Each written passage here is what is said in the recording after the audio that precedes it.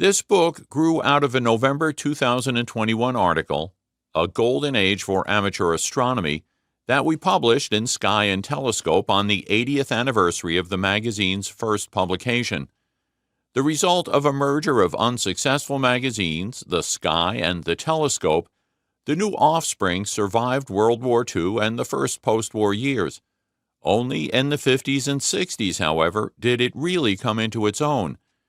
Sky and Telescope was successful for many reasons, including the increase in discretionary income during the post-war economic boom, which those inclined, after spending on new cars or TVs or dishwashers and washing machines, could spend on good telescopes.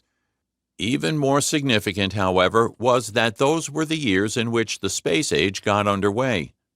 With the first high-altitude rocket tests, artificial satellites, and probes to the moon and planets. Though we didn't fully realize it at the time, we now look back to that era, as suggested in the title of our article, as something of a golden era for amateur astronomy. We found out, through the rather unprecedented response to our article by its increasingly aging readership, that it was a golden age for many others who grew up in that era as well, of whom not a few went on from humble beginnings, building their own telescopes and making their own observations. It was useful work, we were assured, to become leading professional scientists involved in establishing the modern multidisciplinary science of the solar system.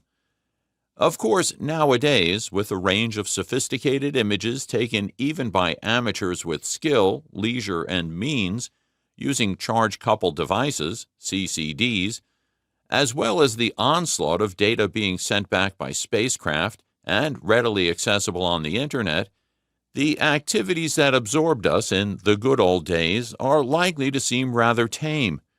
We certainly didn't know very much, and a single enthusiastic author, like England's Patrick Moore, could cover the waterfront with a series of books that included nary an equation and aimed its pitch perfectly to the level of any intelligent 12-year-old. That so little was known, however, meant that the whole solar system was a realm of mystery, and it was the mystery that bestowed a peculiar piquancy to the whole enterprise.